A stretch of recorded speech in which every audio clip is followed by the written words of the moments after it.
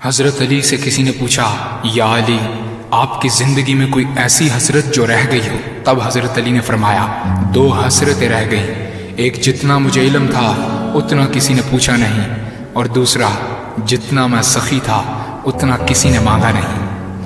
آپ نے فرمایا، زندگی کے 3 سنہری اصول ہمیشہ یاد رکھو۔ ایک یہ، اس سے ضرور معافی مانگو جسے تم چاہتے ہو۔ دوسرا، اسے مت چھوڑو جو تمہیں چاہتا ہے۔ تیسرا یہ، اس سے کچھ نہ چھپاؤ جس پر تم اعتبار کرتے ہو۔ آپ نے فرمایا، دوست سے سنبھل کر دوستی کرو، ہو سکتا ہے وہ کسی دن تمہارا دشمن بن جائے، اور دشمن سے سنبھل کر دشمنی کرو، ہو سکتا ہے وہ کل تمہارا دوست بن جائے۔ زبان کا وزن بہت ہی ہلکا ہوتا ہے، مگر بہت کم لوگ اس کو سنبھال پاتے ہیں۔ آپ نے فرمایا، جسم ایک دکان ہے اور زبان اس کا تالا۔ جب تالا کھلتا ہے تو معلوم ہوتا ہے کہ دکان سونے کی ہے یا لوہے کی۔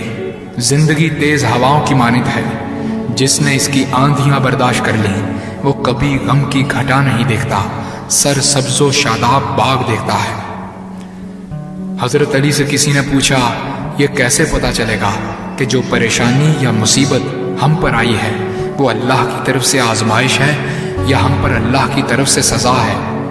آپ نے جواب دیا، جو مصیبت تجھے اللہ کی طرف لے جائے وہ آزمائش ہے، اور جو مصیبت تجھے اللہ سے دور کر دے وہ سزا ہے۔ حضرت علی کے پاس ایک یہودی آیا اور کہا، میں نے سنا ہے کہ آپ مسلمان جب عبادت کرتے ہو تو وسوسے اور خیالات آتے ہیں، جبکہ ہم عبادت کرتے ہیں تو ہمیں نہیں آتے۔ حضرت علی نے جواب میں فرمایا، اگر ایک گھر فقیر کا ہو اور ایک گھر امیر کا تو چور کہاں جائے گا؟ یہودی نے کہا، امیر کے گھر میں۔ حضرت علی نے فرمایا، تبھی تو شیطان ان کو ستاتا ہے جن کے دل میں اللہ ہو۔ جن کے دل میں اللہ کی محبت نہیں ہوتی وہاں شیطان کا کیا کام؟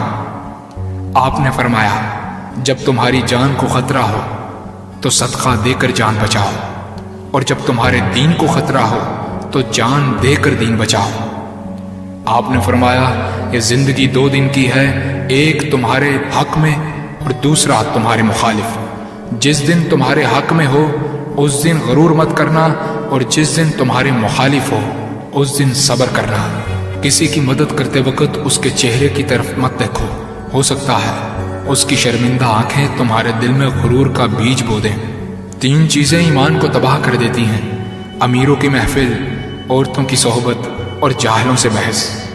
حضرت علی نے فرمایا، جانور میں خواہش اور فرشتے میں عقل ہوتی ہے، مگر انسان میں اللہ پاک نے دونوں رکھی ہیں۔ اگر وہ عقل دبا لے تو جانور، اگر خواہش کو دبا لے تو فرشتے کی مانند ہو جاتا ہے۔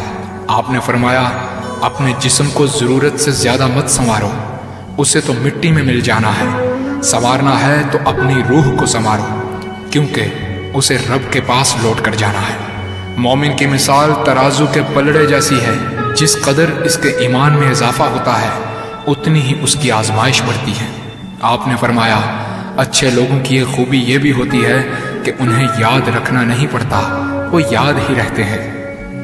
آپ نے فرمایا، رزق کے پیچھے اپنا ایمان خراب مت کرو، کیونکہ رزق انسان کو ایسے تلاش کرتا ہے جیسے مرنے والے کو موت۔ حضرت علی نے فرمایا، رشتے خون کے نہیں احساس کے ہوتے ہیں، اگر احساس ہو تو اجنبی بھی اپنے ہو جاتے ہیں، اگر احساس نہ ہو تو اپنے بھی اجنبی ہو جاتے ہیں۔ ایک مرتبہ قصاب آواز لگا رہا تھا، تازہ گوشت ہے لے لو۔ وہاں